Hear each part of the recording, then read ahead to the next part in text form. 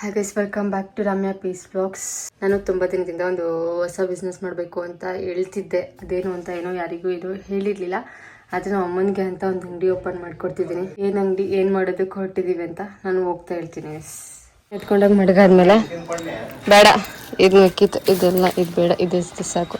Machine ಎತ್ಕೊಂಡು ಹೋಗಾದ್ಮೇಲೆ ಇದನ್ನು ಇವಾಗ ಎತ್ಕೊಂಡು ಹೋಗ್ತಿದ್ದೀನಿ ಗೈಸ್. ಇದನ್ನು ನೋಡಿದ್ರೆ ಗೊತ್ತಾಗುತ್ತೆ ನಾನು ಏನು ಮಾಡ್ತಿದ್ದೀನಿ ಅಂತ. ನನಗಲ್ಲ, ನಮ್ಮಮ್ಮನಿಗೆ ಮಾಡ್ತಿರೋದು. ಫ್ರೆಂಡ್ ಮನೆ ಹತ್ರ ಒಂದು ರೀಲ್ಸ್ ಮಾಡ್ಕೊಂಡು ಹಂಗೆ ನನ್ನ ಫ್ರೆಂಡ್ನ ಕರ್ಕೊಂಡು ಬಂದಿದ್ದೆ. ಇವಾಗ ಅವಳ ಹತ್ರ ಇದನ್ನ ಇಟ್ಸ್ಕೊಂಡು ಇವಾಗ ಅಂಗಡಿ ಹತ್ರ ಹೋಗ್ಬೇಕು ಗೈಸ್. ಬನ್ನಿ ಅವಳು ಗೈಸ್, ಇದೇ ಅಂಗಡಿ. ನಮ್ಮಮ್ಮ ಆಲ್ರೆಡಿ ಬೆಳಗ್ಗೆನೆ ಬಂದು ಪೂಜೆ ಎಲ್ಲ ಮಾಡೈತೆ. ಮಿಷಿನ್ ಒಂದು ಇಟ್ಟಿರಲಿಲ್ಲ, ಅದಕ್ಕೆ ಇವಾಗ ಮಿಷಿನ ನಾವೇ ತೊಗೊಂಡು ಬಂದು ಇಟ್ಟಿದ್ವಿ. ಇವಾಗ ಎಲ್ಲ ಐಟಮ್ಸ್ ಒಳಗಡೆ ಎತ್ಕೊಂಡು ಬಂದು ಇರಬೇಕು. ನೀವು ನನ್ನ ಶಾಪ್ ಹತ್ರ ನಾವು ಹೋಗಿಲ್ಲ ಗೈಸ್. ಹೆಂಗಿದ್ರು ಇವಾಗ ಕೆಲಸ ಮುಗಿದು ಇವಾಗ ನನ್ನ ಶಾಪ್ ಹತ್ರ ಹೋಗ್ಬೇಕು. ಗೈಸ್, ನಮ್ಮಮ್ಮ ಶಾಪ್ ಓಪನ್ ಮಾಡಿರೋದು ನನಗಂತೂ ತುಂಬಾ ಖುಷಿ ಆಯಿತು. ಅದಕ್ಕೆ ನನ್ನ ಸಪೋರ್ಟ್ ಯಾವಾಗಲೂ ಕೂಡ ಇರುತ್ತೆ. ಹಾಗೆ ನಂದು ಕೂಡ ಅದೇ ಪ್ಲ್ಯಾನ್ ಇದ್ದಿದ್ದು ಮೊದಲೇ ತುಂಬ ದಿನದ ಹಿಂದೆನೇ. ಯಾಕಂತ ತುಂಬ ದಿನ ಅನ್ನೋದಕ್ಕಿಂತ ಹೆಚ್ಚಾಗಿ ತುಂಬ ತಿಂಗಳ ಹಿಂದೆನೇ ನಾನು ಈ ಅಂಗಡಿ ಓಪನ್ ಮಾಡೋದಕ್ಕಿಂತ ನಾನು ಅದೇ ಶಾಪ್ನ ಓಪನ್ ಮಾಡಬೇಕು ಅನ್ನೋ ಪ್ಲ್ಯಾನಲ್ಲಿ ಇದ್ದು, ಟೈಲರಿಂಗ್ ಶಾಪ್ನ. ಯಾಕಂದರೆ ನಮ್ಮಮ್ಮ ಇಲ್ಲಾಂದರೆ ನನಗೆ ಬುದ್ಧಿ ಬರೋದಕ್ಕೂ ಮುಂಚೆನೇ ನಮ್ಮಮ್ಮ ಟೈಲರೇ, ತುಂಬ ಎಕ್ಸ್ಪೀರಿಯನ್ಸ್ ಇತ್ತು, ಎಲ್ಲರಿಗೂ ಗೊತ್ತು, ತುಂಬ ಚೆನ್ನಾಗಿ ಸ್ಟಿಚ್ ಮಾಡ್ತಾರೆ ಕೂಡ. ಅದಕ್ಕೆ ಅದೇ ಪ್ಲಾನಲ್ಲಿ ಶಾಪ್ ಓಪನ್ ಮಾಡೋಣ ಅಂತ ನಾನು ಅಂದ್ಕೊಂಡಿದ್ದೆ. ಅದ್ರ ಅವಾಗ ನಮ್ಮಂಗೆ ಸ್ವಲ್ಪ ಹೆಲ್ತ್ ಇಶ್ಯೂ ಇತ್ತು, ಅದರಿಂದ ಅದನ್ನು ಮಾಡಲಿಲ್ಲ. ಸಡನ್ನಾಗಿ ಪ್ಲ್ಯಾನ್ ಚೇಂಜ್ ಆಗಿ ಬರ್ಡೇ ಹಾಲ್ ಓಪನ್ ಮಾಡಿದ್ದು. ಮತ್ತು ನಾನು ಮೇನ್ ರೋಡಲ್ಲಿ ದೊಡ್ಡ ಅಂಗಡಿ ಮಾಡೋಣ ಅಂತ ಕೂಡ ಅಂದ್ಕೊಂಡಿದ್ದೆ. ಆದರೆ ಅವಾಗ ಸ್ವಲ್ಪ ಇಶ್ಯೂಯಿಂದ ಮಾಡೋದಕ್ಕಾಗಲಿಲ್ಲ. ಹಾಗೆಯೇ ಇವಾಗ ತುಂಬ ಚಿಕ್ಕದಾಗಿ ಬಿಸ್ನೆಸ್ನ ಸ್ಟಾರ್ಟ್ ಮಾಡಿರೋದು ನಮ್ಮಮ್ಮ. ಒಂದು ಚಿಕ್ಕ ಅಂಗಡಿ ಮಾಡಿಕೊಂಡು. ಯಾಕಂತಂದರೆ ಮೇನ್ ರೋಡಲ್ಲಿ ಸಡನ್ನಾಗಿ ಮೇನ್ ರೋಡಲ್ಲಿ ದೊಡ್ಡ ಅಂಗಡಿನ ಮಾಡೋದಕ್ಕಾಗಲ್ಲ. ಯಾಕಂದರೆ ನಾನು ಇವಾಗ ಆಲ್ರೆಡಿ ನನ್ನ ಬಿಸ್ನೆಸ್ಗೆ ಇಲ್ಲೇನೋ ನಾನು 25,000 ತನಕ ಬಾಡಿಗೆ ಆಗಿರ್ಬೋದು, ಲೋನ್ ಆಗಿರ್ಬೋದು, ಅದೆಲ್ಲ ಕಟ್ಟೋಕ್ಕೋದ್ರೆ ಅದು ನನಗೆ 25,000 ಖರ್ಚಾಗುತ್ತೆ. ಅದಕ್ಕಿಂತ ಜಾಸ್ತಿನೇ ಖರ್ಚಿದೆ ಇವಾಗ.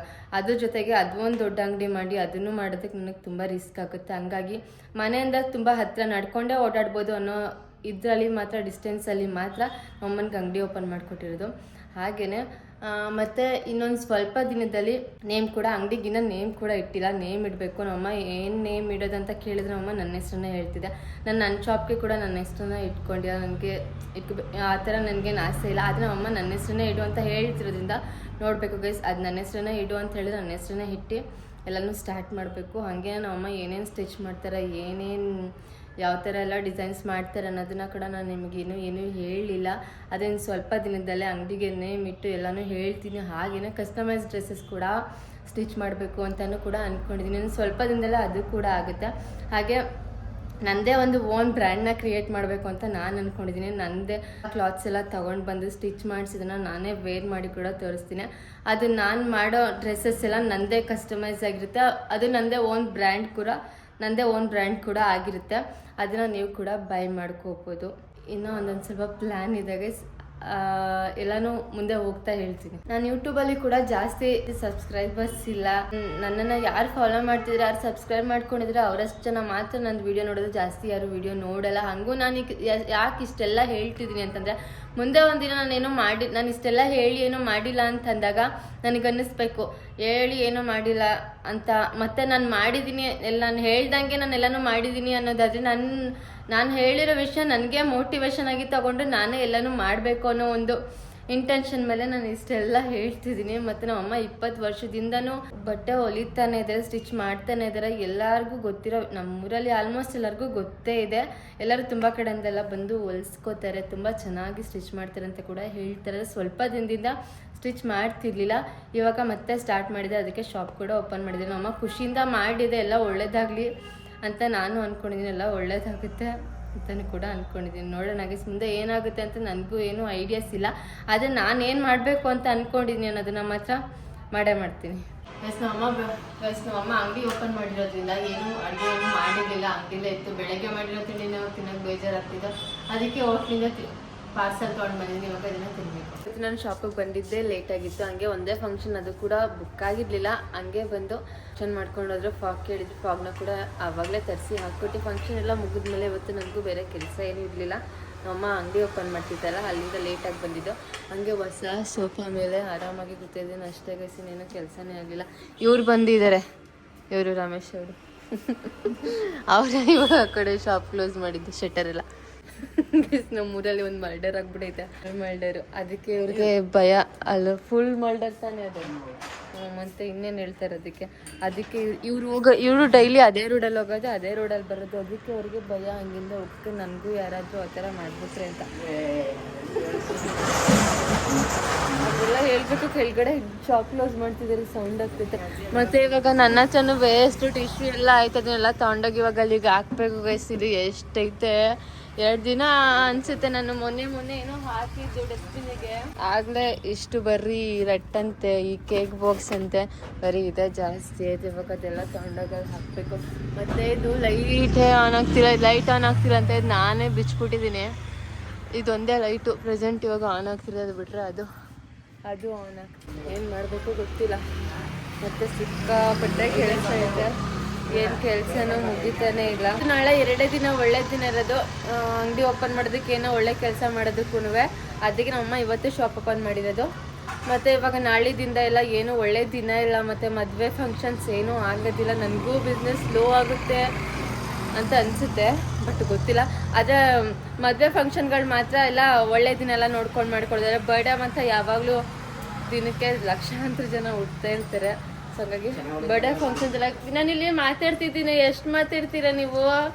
ಬರ್ಡೇಸ್ ಆದರೆ ನಾರ್ಮಲಾಗಿ ನಡೀತಾನೆ ಇರ್ತವೆ. ಆದರೆ ನನಗೆ ಹೆಂಗಾಗುತ್ತೆ ಬಿಸ್ನೆಸ್ ಅಂತ ಗೊತ್ತಿಲ್ಲ. ಇವಾಗಂತೂ ಸ್ವಲ್ಪ ದಿನದಿಂದ ಸ್ವಲ್ಪ ಡೆಲ್ಲೇ ಇರೋದು, ನೋಡ್ಬೇಕು ಮುಂದೆ ಏನಾಗುತ್ತೆ ಅಂತ. ಕ್ಲೋಸ್ ಮಾಡಿ, ಯಾರು ನೀವೇ ಮಾಡಬೇಕು ಕ್ಲೋಸ್ ಮಾಡಿ. ಓ ಅಪರೂಪಕ್ಕೆ ಬಂದಾಗ ಕೆಲಸ ಮಾಡ್ಬೇಕು ನೀವು. ಅಪರೂಪಕ್ಕೆ ಬಂದಾಗ್ಲೂ ಶಟರ್ ಕ್ಲೋಸ್ ಮಾಡಲ್ಲ ಇವರು, ನಾವೇ ಮಾಡಬೇಕು. ಏನೋ ಮಾಡಿಕೊಟ್ರಲ್ಲ ಕೆಲಸನವರು, ಸರ್ಪ್ರೈಸ್ ಅದು ಎಲ್ಲ ಆದ್ಮೇಲೆ ಗೈಸ್. ಆಮೇಲೆ ಇನ್ನೊಂದೇನಂದ್ರೆ ಇವ್ರ ಹತ್ರ ಇನ್ನೊಂದೇನೋ ಮಾಡಿಸಿದ್ದೀನಿ ನಾನು, ಆರ್ಟ್. ಅದು ನನ್ನ ಶಾಪಿಗೆ ಬೇಕಾಗಿರೋಂಥದ್ದೇ, ಬರ್ಡೇಗೆ ಬೇಕಾಗಿತ್ತು, ತುಂಬ ಇಂಪಾರ್ಟೆಂಟ್ ಆಗಿರೋಂಥದ್ದೇ. ಅದು ನನ್ನ ಹತ್ರ ಇರಲಿಲ್ಲ. ಸೊ ಇವತ್ತು ಮಾಡಿಸಿದ್ದೀನಿ. ಅದೇನು ಅಂತ ಫುಲ್ ಕ್ಲಿಯರ್ ಆದಮೇಲೆ ಹೇಳ್ತೀನಿ. ಆದಮೇಲೆ ಇಲ್ಲಾಂದ್ರೆ ಒಂದು 2-3 ದಿನಕ್ಕೆ ಒಂದ್ಸಲ ಈ ಥರ ವೇಸ್ಟ್ ಎಲ್ಲ ನಾನು ಹಾಕ್ಬಾರ್ದು ಅಂತಲೇ ಅಂದ್ಕೊಂಡಿದ್ದು. ಯಾಕಂದರೆ ಆಲ್ರೆಡಿ ಇಲ್ಲಿ ಫುಲ್ ಆಗಿಬಿಡುತ್ತೆ, ಯಾರೋ ಬೆಂಕಿ ಹಾಕಿದ್ರು. ಅದಕ್ಕೆ ನಾನು ಬೆಂಕಿನೇ ಜೋರಾಗಿ ಇಲ್ಲಿ ಅಂತ ಪೇಪರ್ ಹಾಕ್ತಿದ್ದೀನಿ. ಕಸ ಎಲ್ಲನೂ ಪೇಪರ್ಸು, ವೇಸ್ಟ್ ಟಿಶ್ಯೂ, ಪೇಪರ್ ಎಲ್ಲನೂ ಹಾಕಿದ್ಮೇಲೆ ಏನು ಬೆಂಕಿ ಕತ್ಕೊಂಡು ಉಳಿದೈತೆ. ಪಕ್ಕದಲ್ಲಿ ನಿಲ್ಲಕ್ಕಾಗ್ತಿಲ್ಲ, ಮುಖಕ್ಕೆ ಹೊಡಿತೈತೆ ಎಲ್ಲ. ಆ್ಯಕ್ಚುಲಿ ಇಷ್ಟೊತ್ತಲ್ಲಿ ಆಲ್ಮೋಸ್ಟ್ ಅದು ಕೂಡ ಮೋರ್ ಕೂಡ ಈಗಷ್ಟೇ ಕ್ಲೋಸ್ ಮಾಡ್ತಿದ್ದಾರೆ, ಎಲ್ಲ ಕ್ಲೋಸ್. ಈ ಮೇಯ್ನ್ ರೋಡಲ್ಲಿ ಜಾಸ್ತಿ ಅಂಗಡಿಗಳು ಯಾವುದೂ ಇಲ್ವೇ ಇಲ್ಲ. ನಮ್ಮ ಅಂಗಡಿ ಬೋರ್ಡ್ ಮಾತ್ರ ಚಿಕ್ಕದು, ಅದು ನಮ್ಮ ಮನಸ್ಸಿಗೆ ತುಂಬ ದೊಡ್ಡದು. ಎಲ್ಲ ಮಡಗ್ತಿದ್ದೀರಾ? ನಾನು ಇವತ್ತು ಶಾಪಿಂಗ್ ಮಾಡಿದ್ದೀನಿ ನೋಡಿ. ಜಾಸ್ತಿ ಏನು ಶಾಪಿಂಗ್ ಮಾಡಿಲ್ಲ, ಒಂದು ಪ್ಯಾಂಟು, ಒಂದು ಟಾಪ್, 2 ದುಪ್ಪಟ್ಟ, 2 ಟಾಪ್, 2 ದುಪ್ಪಟ್ಟ ಅಷ್ಟೇ. ಆದರೆ ಅದನ್ನು ವ್ಲಾಗ್ ಮಾಡಿಲ್ಲ ನಾನು, ಬಿಲ್ಲಲ್ಲೂ ಕಿತ್ತಿಲ್ಲ. ಅವರು ಏನದು ಕ್ಯಾರಿ ಬ್ಯಾಗ್ ಕೇಳಿದ್ರು, ಕ್ಯಾರಿ ಬ್ಯಾಗಕ್ಕೆ ಎಲ್ಲ ಯಾರು ತೆಗಿತಾರೆ, ಡಿಕ್ಕಿ ಇಲ್ವಾ ಇಲ್ಲಿ ಇಷ್ಟು ದೊಡ್ಡದು, ಅದಕ್ಕೆ ಕ್ಯಾರಿ ಬ್ಯಾಗ್ ಇಸ್ಕೊಂಡಿಲ್ಲ. ಹುಷಾರಾಗಿ ಹೋಗಿ ನೀವು. ಅಷ್ಟು ನಾನು ಸಣ್ಣ ಮನೆಗೆ ಬಿಟ್ಬಿಟ್ಟು ಹಾಗೆ ಯೂಟ್ಯೂಬ್ಗೆ ಒಂದು ವೀಡಿಯೋ ಅಪ್ಲೋಡ್ ಮಾಡಿಬಿಟ್ಟು ನನ್ನ ಗಾಡಿನ ಶಿಸ್ತಾಗಿ ಪಾರ್ಕ್ ಮಾಡಿಬಿಟ್ಟು ಸ್ಟೆಪ್ಸ್ ಹತ್ಕೊಂಡು ಹೋಗ್ತಿದ್ದೇನೆ. ನನ್ನ ಚಪ್ಪಲಿ ಸೌಂಡ ಜಾಸ್ತಿ ಬರ್ತೈತೆ. ಬಟ್ಟೆ ಎತ್ಕೊಂಡು ಹೋಗ್ತಿದ್ದಿಲ್ಲ, ಗಾಡಿ ಬಿಟ್ಟರೆ ಗಾಡಿಯಲ್ಲಿ ಮರ್ತೋಗಿ ನಾನು ಅಲ್ಲೇ ಇರುತ್ತೆ. ನನಗೆ ಎತ್ಕೊಂಡು ಬರೋದು ದೊಡ್ಡ ಅನ್ಸಂಟ. ಲೈಟ್ ಆನೇ ಮಾಡಿ ಆಫೇ ಮಾಡಿಲ್ಲ ಇವರು. ಇವಾಗ ಊಟ ಮಾಡಿಕೊಂಡು ನಾನು ನಿದ್ದೆ ಮಾಡಬೇಕು. ಹಂಗೆ ಈ ಬ್ಲಾಗ್ನಲ್ಲಿಗೆ ಎಂಡ್ ಮಾಡ್ತಿದ್ದೀನಿ. ಈ ವಿಡಿಯೋ ನಿಮಗೆ ಇಷ್ಟ ಆಗಿದೆ ಅಂತ ಅನ್ಕೋತೀನಿ. ಇಷ್ಟ ಆಗಿದೆ ಲೈಕ್ ಮಾಡಿ, ಶೇರ್ ಮಾಡಿ, ಕಮೆಂಟ್ ಮಾಡಿ. ಹಾಗೆ ರಮ್ಯಾ ಪೀಸ್ ವ್ಲಾಗ್ಸ್ ಚಾನಲ್ನ ಸಬ್ಸ್ಕ್ರೈಬ್ ಮಾಡಿದೆ. ನಮ್ಮ ರಿಪೀಟಿ. ಟೇಕ್ ಕೇರ್, ಬಾಯ್.